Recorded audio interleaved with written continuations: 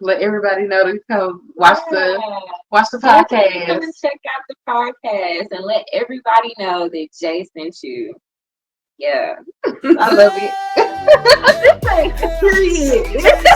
Looking for black owned businesses adjacent me. Young black entrepreneur adjacent me. This for my real ones, adjacent me. Let's get it, yeah. Adjacent me. Looking for black owned businesses adjacent me. Young black entrepreneurs adjacent me. This for my real ones, adjacent me. This for my real ones, Hello, everyone. I am Jay Carter, your host for Jay Sent Me podcast, and I'm here with Aja Freeman. She is the owner of Aja's Beauty Begins Here. It is a full salon Yeah. spa, and we're going to be talking about how she got started and your brick and mortar and being a black woman in business. So I'm gonna let you have the floor. And Absolutely. Awesome. Well, first, I'm happy to be here. So thank you for having thank me. you. Um, So, like Jay mentioned, my name is Aja Freeman, and I am the owner of Aja's. We're full service day spa. We've been in business here in Memphis, Tennessee for a little bit over 9 years. So we do offer everything from massage therapy, teeth whitening, full body waxing, sugaring, threading. We just recently added like manicures and pedicures. Oh, really? Yeah, we do have two massage therapists.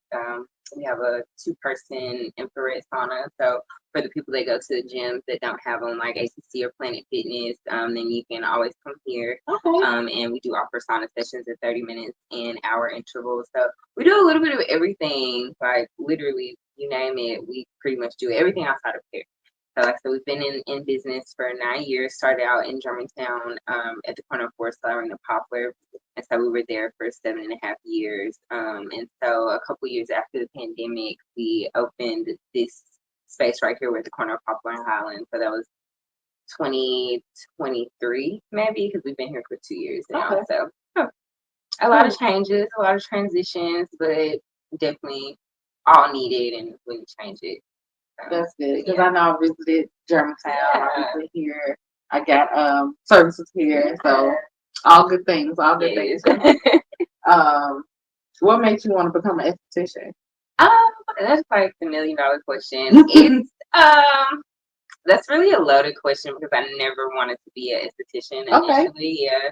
So what So led you to it? yeah, I started my business as a teeth whitening salon. So I had already had a brick and mortar location for that business. So I was doing that for maybe like a year and a half, but I was also at the same time going to University of Memphis for a nursing degree. Okay. And so while I was at University of Memphis doing that, I got partnered with an esthetician that moved here from Atlanta. And so that was my very first like interaction with aesthetics or like even an esthetician. But like my mom connected me with her because she needed a space to rent to do her services. So I was like, okay, cool. Right, so I only had like it was like a back office space technically. And then in that location in Germantown, it was like a wide open floor space. So we just did the teeth whitening out in the open space.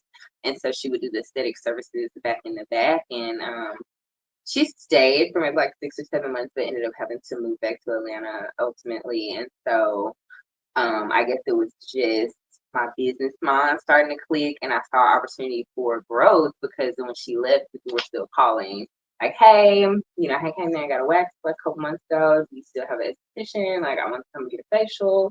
This is that." So I'm like, "Well, dang, It's a high demand yeah, for it. yeah." So I was like, "Let me see about hiring estheticians. Like, that might need to be the move." But the turnover rate was really high, so like I'm constantly hiring and firing, and I did not like that's like the least favorite part of all of this. Yeah, a It lot. takes so much time, yeah. Um, so I think I maybe hired and fired like two or three more girls, and then I was like the last girl, kind of like woke up one day and was like, I don't think I want to do this anymore. And I was like, okay, so this is a new career unlock. What? Yes. So I was like, well, dang, I guess let me look into it and see like what the requirements are. Because at least if I hire somebody else and they decide they don't want to do it anymore, I can pick up where they left off and Right. at least keep the service going instead of having to call everybody like, hey, we need to, like schedule you, can we put you down Yeah. for next week? Yeah, We don't like the We bad don't. business. No, we do not like the bad And business. especially us. Yes, So we yes, get to people report all the time. all the time. So that is pretty much like what got me into it. It started off as me like wanting to be able to like it's like okay, if I'm gonna run a business, I need to know how to do everything that's going on in here, like from Exactly. top to bottom. So it started off like that, and I was gonna try to go to University of Memphis, and I was gonna try to do part time to get my aesthetics license, but God was like, all right, you got to pick one. What you gonna do? So I ended up dropping out of college, and I can remember telling my best friend, like, oh my God, how am I gonna tell my mom like that I don't want to go to college anymore? And he was like, but it's not like you're not doing anything. Right. So follow where your heart is. So I was like, I don't know, Absolutely. I don't know. 'Cause it started getting in the crunch time of nursing. It's like, okay, like you gonna get accepted into the program. What are you gonna do? I'm like, dang, this is not what I have a passion for real. So I stopped going there and enrolled in cosmetology school, and the rest is just history. I fell in love with it in the process because it was like, dang, me wanting to be a nurse, I essentially just wanted to, help people feel better, stuff like that. And so in aesthetics, I was like, dang, I'm really still doing the same thing, but it's more so of like Yes. me and what I like, because I'm also if I had disposable income, I would go to the spa like every week. I would get a massage, I would get a facial, I would get my nails done every week, fresh petty. Like if I just had it like that, like these are the things that I like to do. So I know it's other people out there that like the same thing. So that's how we're here. That's awesome. And I love it. It's so cute to hear. It's a vibe. And Thank you. yeah, so this is what you envision. It is, and so that's the difference I would like to say between this space and the one in Germantown is that I had no idea what I was doing when I first, Okay. opened. Yeah, I had no idea. So it was a learning It was process. every step of the way. Wow. Every step of the way. I had no prior business experience. I didn't go to school for business or anything like that. Like I had a little. And Like it's 9 years later. Like I would never know that. yes, That's how you get she doing the damn thing. Like you back there like I don't yeah, but literally, that was me. Like, oh my God, what am I doing? And so I can say God has definitely kept me throughout all of this because there has been like mistakes that should have been expensive mistakes, but somehow or another, like I remember when I first started, I got into like advertising contract, like I heard media or something, I heard radio, something like that, and it was just so expensive. Years later, the company went bankrupt and like nobody had to pay their money back. I was like, oh, thank you guys. So literally, I've had those moments. I'm over here like, ooh, I don't know how I'm gonna pay my, because I'm a baby business. Yeah. Like I wasn't even a year into it, so it's like you do have these trial and error moments and stuff like that, but. I had no idea what I was doing there. So the end result of the Germantown location was just like additions of okay, like I started off with this, but now let me pivot and we're gonna add this, and then we're gonna build suites, and then we're gonna put more rooms in here. So like it took over the course of 7 years for it to get to where it was, before we decided to close that store. So, but here, I literally, and I said I was gonna frame it, but I have like, I had got a sketchbook and I sketched out this entire space, like from where I wanted everything That's to be awesome. positioned in the rooms to Because like, it looks good. yes, like So, yeah, you I really had the put a lot of idea. thought into it. So after the construction was done and I started filling up the space, I was like, dang, this is exactly this is what I saw in my head. Like this is what I envisioned. So And that fills you up. Like yes, that in and of itself, it really does. Like to be like, this is what was in my head. I was able to put it down on paper, and now I can look around and see it. So yeah, that's that manifest. it Yeah. is. It's fine. Like manifest that place. Yeah. I've heard all small business owners in all areas, not just aesthetics and beauty, but everybody, whatever you do, to like really put forth that effort in envisioning exactly how you want your life to Yeah. And consistency. Yeah, And you gotta keep be doing it. consistent with it. Yeah. Yeah, like I would find myself daydreaming about this space. And the same thing happened with the Germantown location. Like I can remember going, looking at the space, just like looking inside, from outside and being like, this is it. And I went home, went to sleep, and had a dream about the building. And it was nothing crazy. Like, it was just like the front of the building just like flashed in my dream. And I was like, I woke up the next morning and told my mom, I was like, that's the one. That's the one. And it was just easy. Yeah, it wasn't hard. And I had never signed a lease before. Like, I had never rented anything, had an apartment, nothing. I was 20 years old. Okay. So to be able to get approved for commercial property and a lease, I was like, okay, That's we're good. really doing And this. most of the parents aren't even in the mindset to, you know, Yeah. lease or rent or do anything like that. So you were wise beyond your years at that point. Learning for sure. A learning journey. What obstacles have you faced being a Black woman in business? Um, Definitely like funding. Um, Being like, I feel like the knowledge is out there, but I feel like for some of our counterparts, it's more readily available.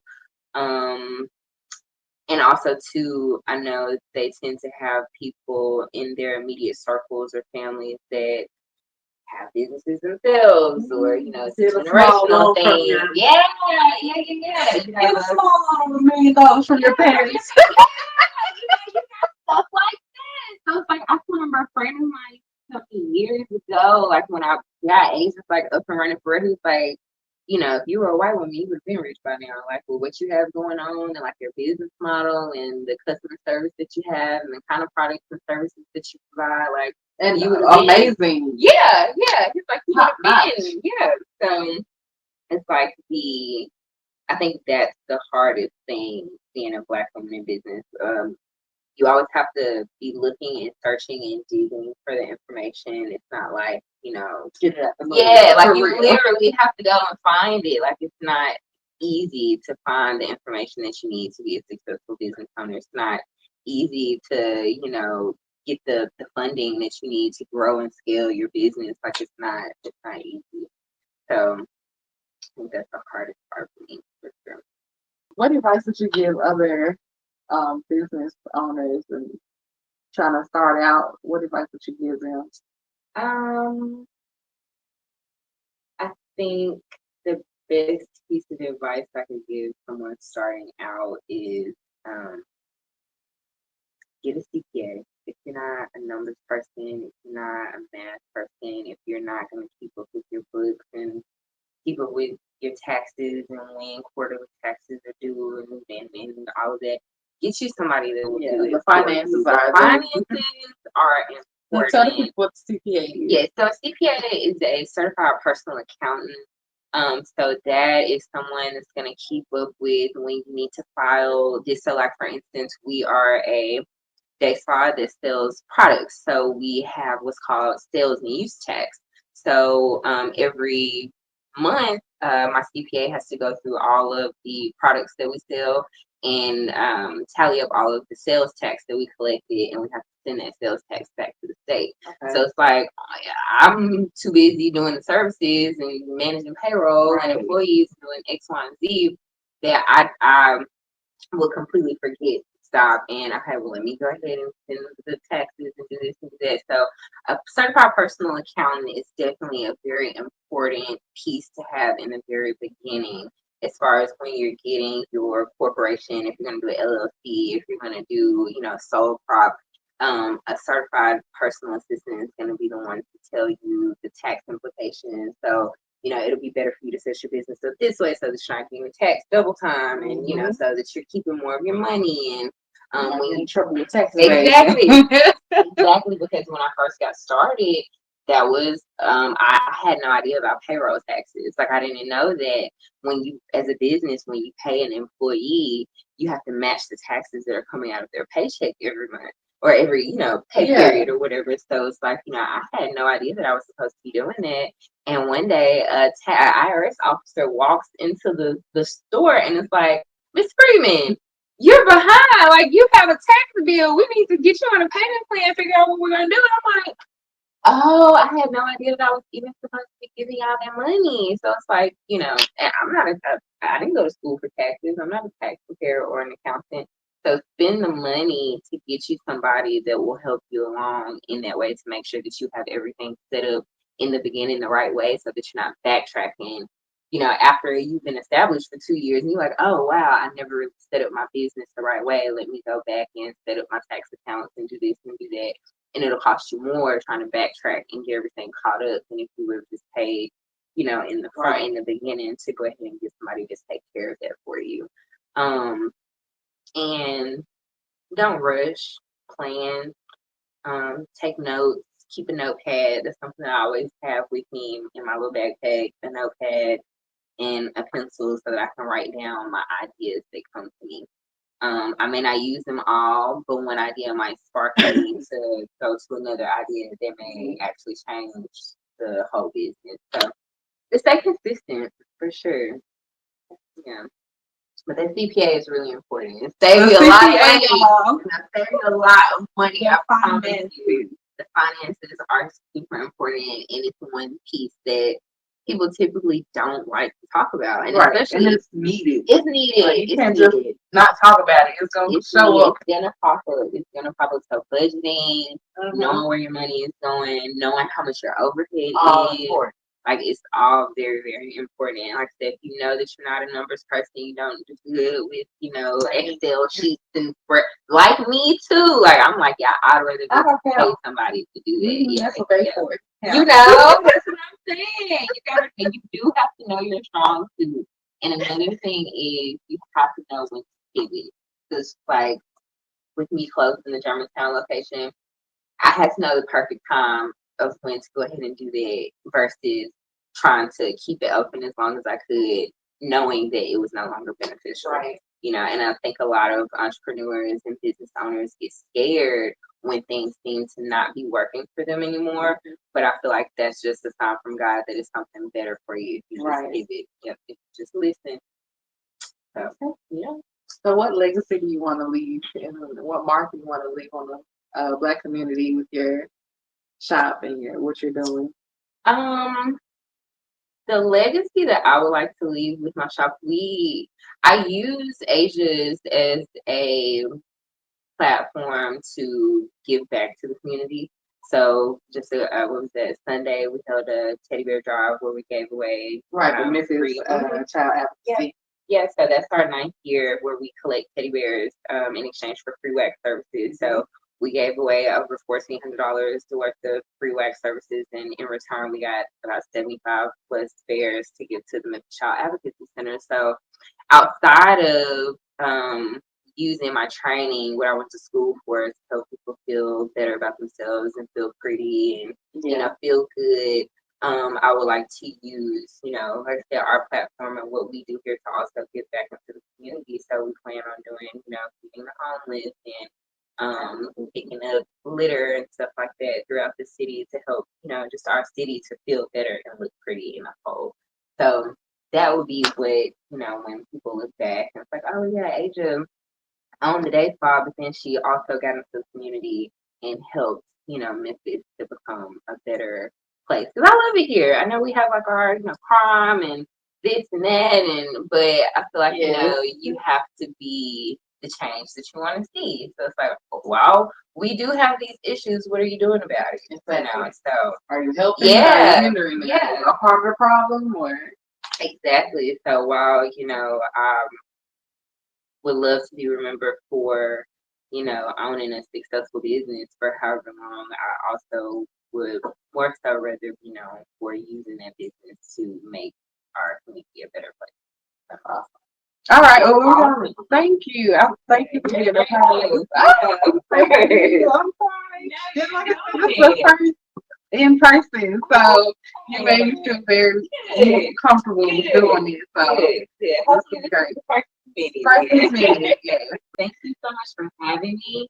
Would you mind if I tag tonight? Okay. You guys can find us on Instagram at Asia's_beauty begins here.